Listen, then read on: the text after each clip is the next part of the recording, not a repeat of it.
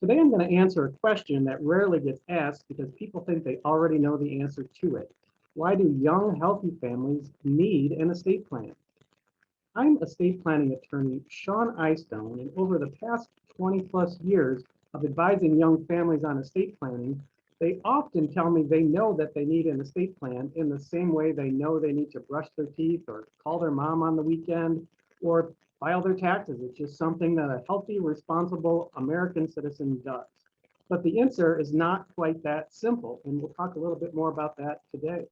Without having a proper estate plan set up, if something happens to you, a state probate judge is going to come in and decide what happens to your children and how your money is spent to take care of them.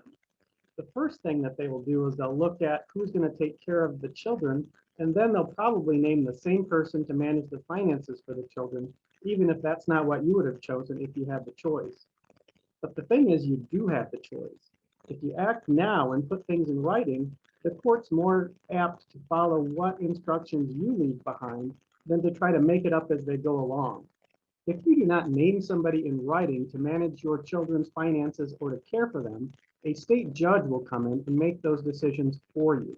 Typically, they'll start with the closest biological relative to your children, which would be their grandparents, or maybe their aunts and uncles, or maybe even cousins.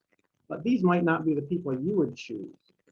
The next thing the court's going to look at is who steps up, who's the most eager to have this role, and who takes action to get that position appointment. However, my dad used to say that sometimes people are too eager to get a job or a responsibility because they're not motivated by proper underlying motivations. So these people, they might be motivated by love for the child, even though they can't care for the child. They might be motivated by finances because they need a little more money coming in. Or maybe they have some other reason where they want to be the one who gets to make decisions about where the kid goes and where the kid lives. And maybe they just want to stir up some controversy in the family. So if you think any of those things could happen with your children, it's very important to get it written down so the judge has some guidelines to follow. To get started on writing your plan down, there are just three sets of questions that you need to answer in order to give the judge or whoever else is looking at your documents the information they need to carry out your wishes. All of these questions begin with who and they end with why. The first set of questions we need to answer deals with who is going to take care of your children if something were to happen to you right now.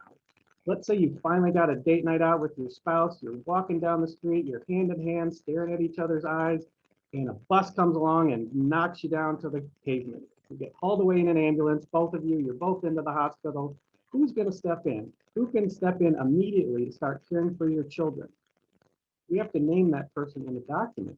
So think about that. And then think about why you would name that person. Is it because they're the most easily available, they're closest, they're the ones most likely to come down and actually pick up your children? So come up with the reason why and then write that down as well. The second half of that question is this the same person you would choose for the long-term care of your children? What happens if the end of the hospital visit doesn't go so well and it ends up in a funeral home rather than back at home convalescing? Who's going to step in and take care of your children for the rest of their lives, or at least until they're 18? Is this the same person? What's your reason why for choosing this person for the long term? Write that down as well. The next step in the process is to pick out who you want to manage the finances for your children. And then again, write down all of your reasons why this is the right person for that job. Then, if this person who's managing the finances is the same person that's got care and custody of your child, you could dig a little bit deeper too. For example, you could ask, is this person just going to fold your children into their family exclusively? Or will they expand their family to include the other aunts and uncles, cousins, and grandparents that you have already invested time in building relationships with your children? This is important to you because you want to make sure that these people stay in their lives. And sometimes having one job for the finances with one part of the family and another job for the care and custody of the children with another sort of forces them to work together to raise your children and make sure that your wishes are carried out while maintaining all of these relationships. If you're a new parent or you've been at the game for a while and any of these issues resonate with you, Take a moment now and give us a call at the number below and schedule a free strategy session with one of our attorneys to help work through these issues and any other estate planning issues you may have.